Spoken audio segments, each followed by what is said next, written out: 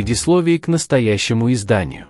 Роберт Мюррей Макчин, 1813-1843, принадлежит к тому редкому типу христианских служителей, чьи произведения всегда заслуживают печати.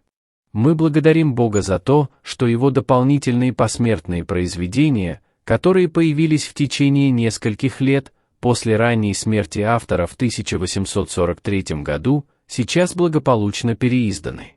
За то, что и в настоящее время они стали доступными для многих тысяч тех, кто любит имя Макчина. Нехватка его произведений в букинистическом магазине легко объясняется тем фактом, что те, кто уже имеет эту книгу, не хотят расставаться с ней. Поэтому в настоящее время появилась необходимость в ее повторном издании. В течение последних нескольких лет книга Эндрю Боннара «Мемуары и посмертные произведения Р.М. Макчина» была высоко оценена читательской аудиторией. Страстные и притягивающие проповеди из недавно изданного сборника его избранных проповедей, озаглавленного «Корзина фрагментов», оказали влияние на многих современных читателей. Несомненно, что воля Небесного Отца заключалась в том, чтобы слова Роберта Мюррея Макчина не были утеряны. Подобно словам Самуила, Бог не оставил ни одного из слов его неисполнившимся. Как следствие мы имеем, в основном благодаря самоотверженному труду его близкого друга Эндрю Боннара, поразительно полную и завершенную запись короткого, но яркого служения этого молодого шотландского проповедника.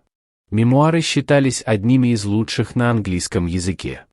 Чтобы завершить описание Макчина, Эндрю Боннар включил 61 письмо и 28 проповедей, а также отрывки прозы и поэзии, принадлежащие его перу.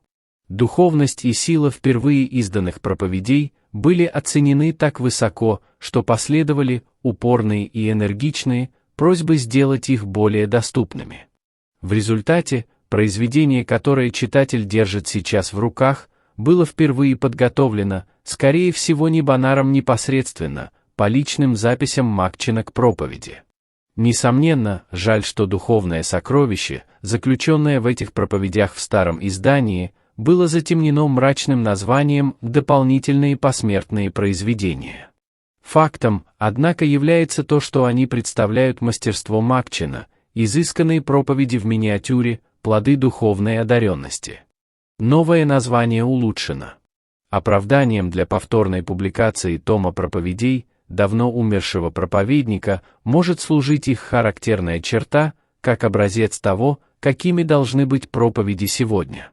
Или же то Божье благословение, которое всегда сопутствовало их изложению, когда они впервые проповедовались. Или же оба эти обстоятельства, как в данном случае. Эти проповеди, которые во всех смыслах сегодня являются для нас образцом, всегда сопровождались удивительной силой и эффективностью, когда звучали впервые. Не думаю, чтобы я мог проповедовать в этом приходе месяц церковь Святого Петра, Данди, и не привести к спасению хоть несколько душ, пишет Макчин в 1841 году, когда его ристалище приближалось к концу.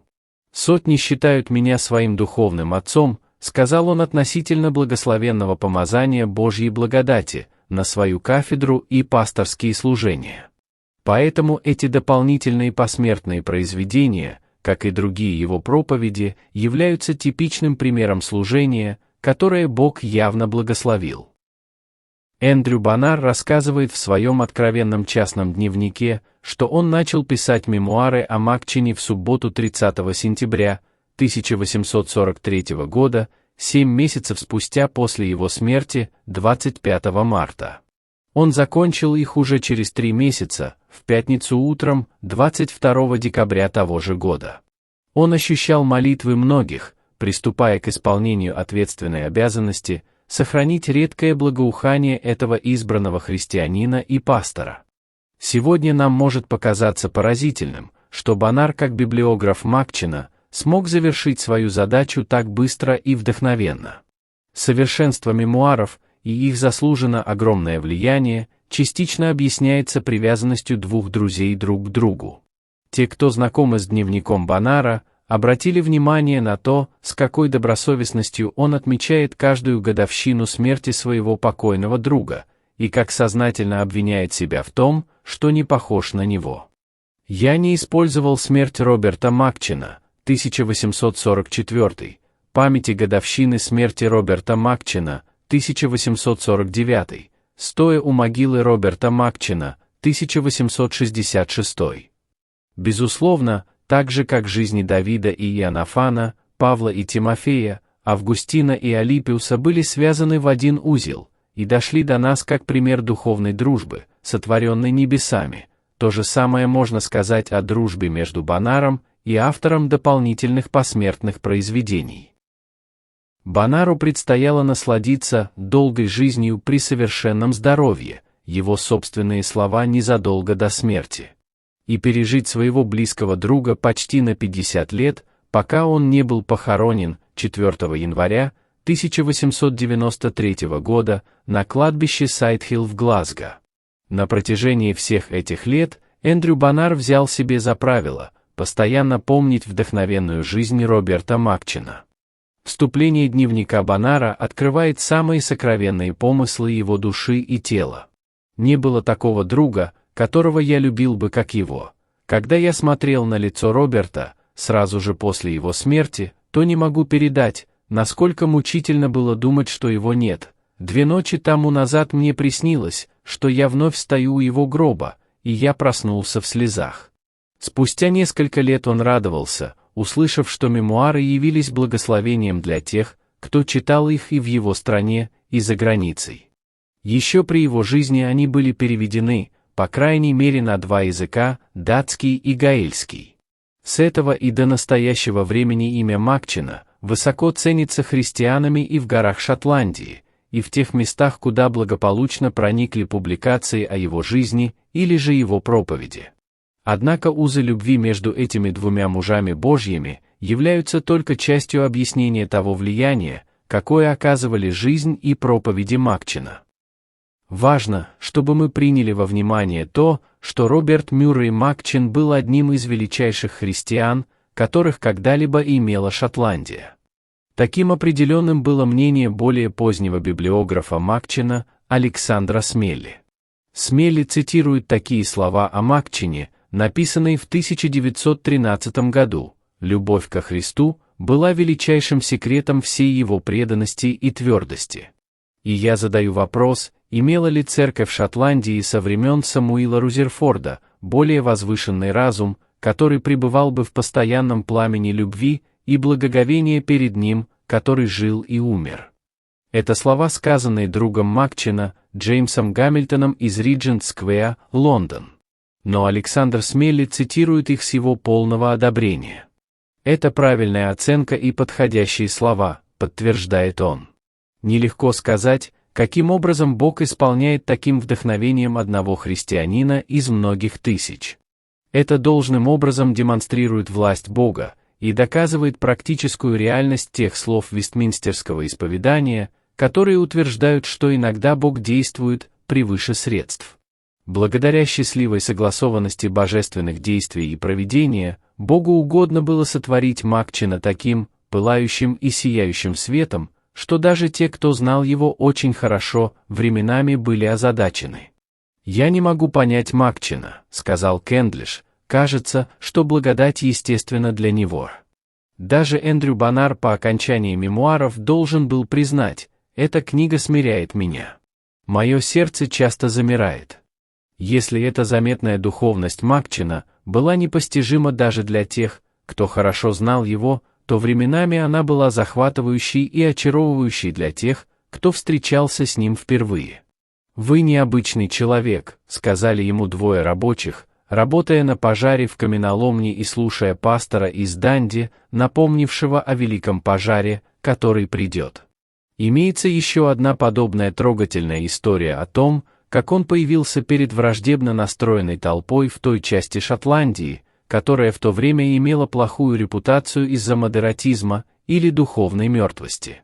Рассказ должен быть передан словами Эндрю Бонара, так как речь идет о событиях, которые произошли за 2 месяца до смерти Макчина. Его в высшей степени святой образ жизни и разговор, в сочетании с серьезностью его проповеди, ощущались особым образом. Люди любили говорить о нем. В одном месте, где была объявлена встреча, собравшиеся приняли решение забросать его камнями, как только он начнет говорить. Но как только он начал, его манера, взгляд, слова поглотили их внимание, и они продолжали слушать с пылким рвением. И прежде чем он покинул место, люди собрались вокруг него, упрашивая остаться и проповедовать им.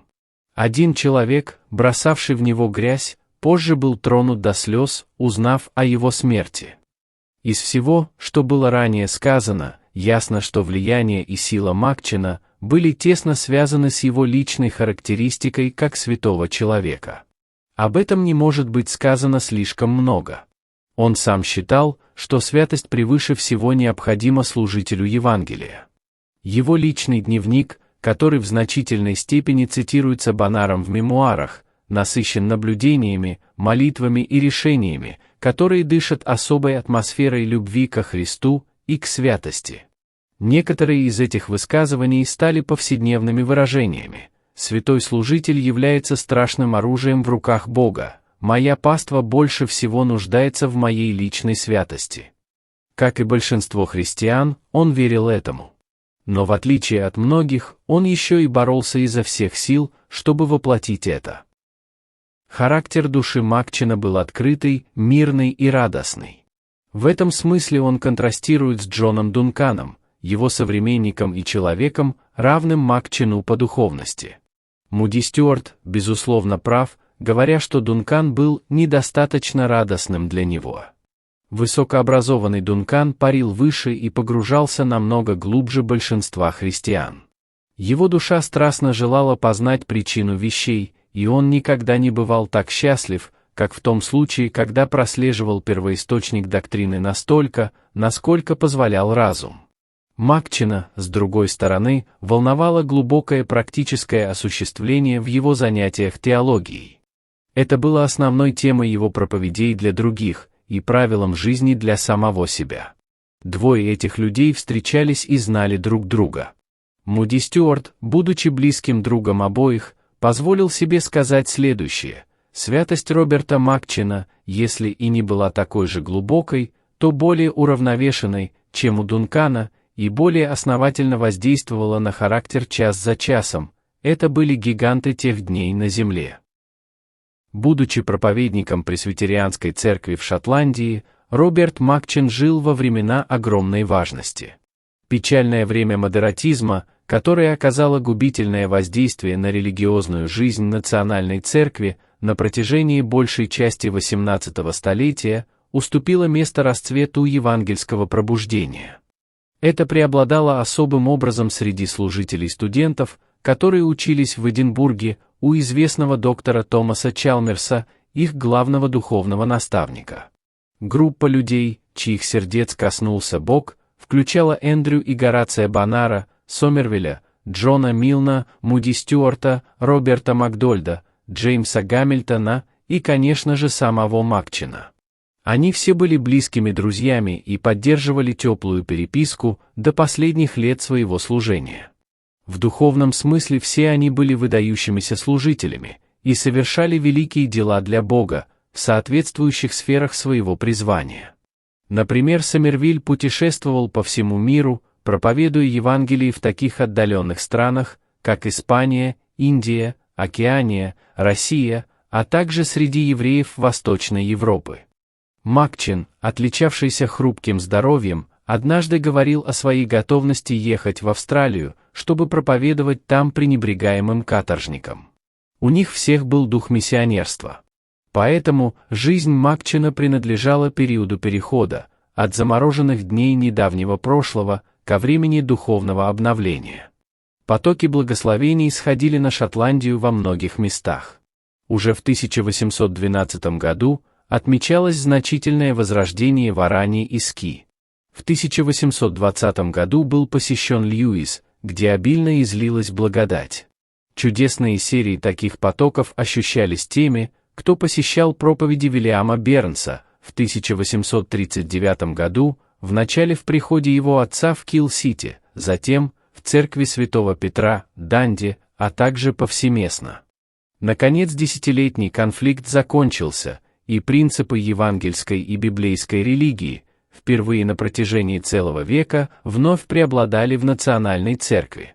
Группа верных проповедников, единственной целью которых было приводить грешников ко Христу, теперь выступала с евангельским служением. Они все знали и любили Макчина, и смотрели на него, как на одного из тех людей, которые рождены, чтобы пожизненно быть их лидером и героем. По воле Бога, Роберту Макчину не было позволено остаться в этом мире достаточно долго для того, чтобы встретить свой 30-й день рождения. Короткое служение помощника в Ларберте и Донипейсе, возле Стирлинга, оказалось началом его теперь известного и исторического служения на протяжении более 7 лет в Данди. Но что это были за годы? Он видел весь приход, состоящий приблизительно из 4000 душ, взволнованный до самой глубины Духом Божьим. Приходская церковь вначале насчитывала 1100 человек. Но позднее церковь с трудом могла вместить всех, кто приходил, чтобы послушать своего неземного пастора. Люди стояли в проходах. Они садились на ступеньки кафедры. Мужчины и женщины, мальчики и девочки рыдали, слушая слово жизни из его уст. Говорили, что в заключительной части его служения, в приходе количество молитвенных собраний выросло до 39. Такими были дни, свидетельствующие о коротком служении Макчина в Данди. Мы не можем здесь рассказать о его труде в домашней миссии и в пределах его церковного прихода, о его страстном стремлении расширить миссионерское служение для еврейского народа, а также о том, что его твердая уверенность в неотвратимо приближающемся майском разрушении 1843 года, которое он так и не увидел, была полностью оправдана. Он произнес свою последнюю проповедь в горячо любимой церкви Святого Петра 12 марта 1843 года после недавнего завершения повсеместного проповедования в северо-восточной части Шотландии. Его последняя болезнь привела к расстройству сознания, но среди последних слов, услышанных теми, кто находился рядом с его постелью, были следующие: «Этот приход. Господь. Эти люди. Весь этот край». Утром, в субботу 25 марта он ушел навечно в присутствие Господа. Здесь мы в большей степени рассказывали о жизни Макчина, чем о его проповедях, которые составляют сущность данной книги. Мы, безусловно, должны сделать это, так как у нас есть определенная уверенность, что секрет его совершенства на кафедре заключается не столько в том, что он сказал, сколько в том, каким человеком он был. Тем не менее, было бы неверно предполагать, что Макчин ставил весь акцент на своей личной подготовке. Он готовил свои проповеди с величайшей тщательностью. Поэтому наша последняя обязанность — привлечь внимание к некоторым основным характеристикам превосходных докладов, которые предлагаются читателю в данной книге. Во-первых, доктриной этих проповедей является хорошая старая евангельская теология, которая преподавалась апостолами, Кальвином, пуританами и Джонатаном Эдвардсом. Сам Макчин был возрожден благодаря чтению книги «Итог спасающего познания», которая прилагалась к Вестминстерскому исповеданию и катехизису. От этой теологии он никогда не отступал. Именно книги таких писателей, как Бакстер, Эдвардс и Пуритане, пропитали его сознанием всемогущества Бога и безотлагательности задачи служителя.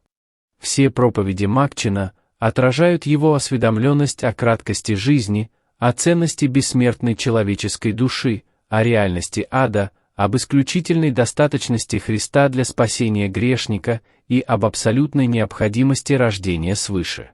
В методике Макчин духовен, прям и ясен. Он является текстовым проповедником, который заботится о том, чтобы раскрыть основные истоки доктрины и главные аспекты центральной мысли текста. Но доктрина никогда не остается в воздухе. Его заботой было использовать ее со всей энергией своей души для ума, сердца и совести слушателей. Этим он, безусловно, выделялся. Тем не менее, доктрина была главной. Он был внимателен к тому, чтобы проповедь не превратилась в неопределенные призывы. Каждая проповедь является цельным блоком.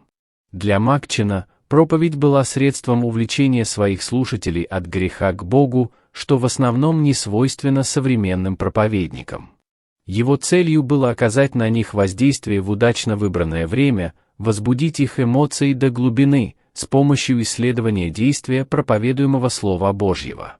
Не было демонстрации ума, излишних иллюстраций, беспечности, ничего напоминающего развлечение или увеселение. Только истина Евангелия, в стиле Макчин элегантен и очарователен. Он был поэтичен от природы и обладал восхитительным даром выражать свои мысли, абсолютно подходящими словами.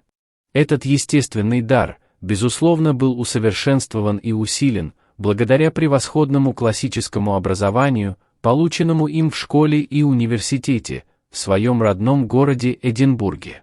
В те времена особым достоинством считалось знание латинских и греческих авторов, а также умение подбирать словарный запас, стимулирующий правильность мысли и убедительность аргумента. Однако, Макчину никогда не приписывали заученный стиль. Он был слишком честен в отношении служения своему господину, чтобы использовать что-либо другое, кроме простой, доступной речи. Поэтому его слова так же понятны, как и слова любого проповедника, с которым мы встречались. Ничто не должно преуменьшать значимость великой задачи, которую он поставил перед собой, донести благую весть Евангелия Христа до внимания каждого слушателя, даже самого маленького. Подобно Ричарду Бакстеру, он проповедовал как умирающий человек умирающему человеку. Для этого настоящего проповедника язык был всего лишь средством для ловли и спасения людей.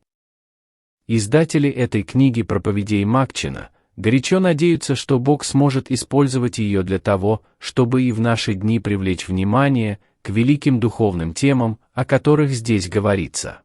Не может быть большего благословения для Шотландии или всего мира, чем возможность проповедникам возвещать жизнью и рвением старые истины, формирующие сущность данного произведения. Пусть Бог наших отцов еще раз осветит нашу темноту. Если это произойдет, то мы будем благословенны вместе с проповедниками, которые, подобно Роберту Мюррею Макчину, проповедуют от всего сердца. Морис Робертс.